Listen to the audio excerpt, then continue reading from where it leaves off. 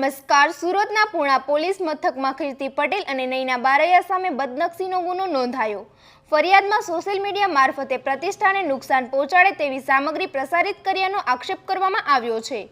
Police ફરિયાદના આધારે ગુનો નોંધી સમગ્ર મામલે તપાસ શરૂ કરી છે અને મળતા પુરાવાના આધારે આગળની કાયદેસરની કાર્યવાહી હાથ ધરવામાં આવશે. વધુ સમાચાર માટે જોડાયેલા રહો આરપી ગુજરાત ન્યૂઝ રાજકોટ. એ રાજુ, તને કદાચ કાયદા કાનૂન ખબર નથી, પણ હાલ તને હું સમજાવું. આ રાજુ પેલા દેઠા પોલીસ સ્ટેશનમાં ગયો ખંડણીનો ખોટો આરોપ નાખવા અને બધાય મીડિયામાં ફેલાવી દીધું. કીર્તિ પટેલ ઉપર અરજી કરી, ખંડણી માંગી, એવી મને બદનામ કરી. છતાં બી હું ચૂપ બેઠી છું. અને બકા, મને અત્યારે વાવડ મળ્યા કે તું બદનસીનો દાવો કરવા પોલીસ સ્ટેશને ગયો, તો તે જે મને બદનામ કરી ને બધા મીડિયામાં ખંડણીનું કહીને ખોટી રીતના, એનો દાવો તો હવે હું કરીશ. બાકી તું કે નહીં પોલીસ સ્ટેશનમાં હું આવું. બદનસીના દાવા પોલીસ સ્ટેશનમાં ન થાય, કોર્ટથી કરવાના હોય. હાલ હું ને તું હારે દાખલ કરી અને એક એક મીડિયામાં તે મને બદનામ કરી છે ને એના જવાબ તાર દેવા પડશે હો, અને ખંડણીનો પુરાવો આપવો પડશે. લે, બદનસીનો દાવો કરવો છે, પેલા કોકને બદનામ કરો તો બદનામ જ થાવ.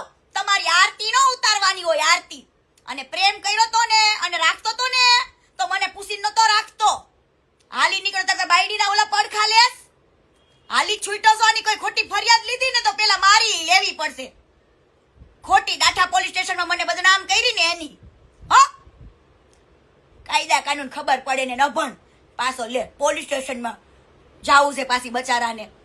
બદનસીના દાવા કરાય, કોર્ટથી થાય. હાલ તું ને હું હારે દાખલ કરી, તે મને કરી, મેં તને કરી. વાત ગઈ સિમ્પલ. તું મારી આરતી ઉતાર તો હું તારી ઉતારું. હાલ જો ભાઈ, પૂરા પોલીસ સ્ટેશન ની બહાર આવીને ઊભી છું અહીંયા આગળ.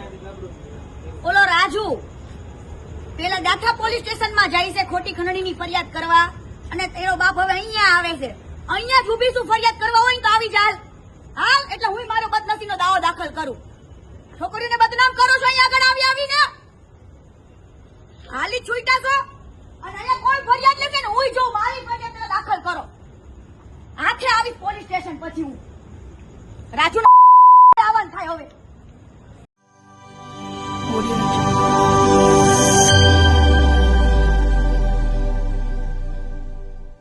Thank you.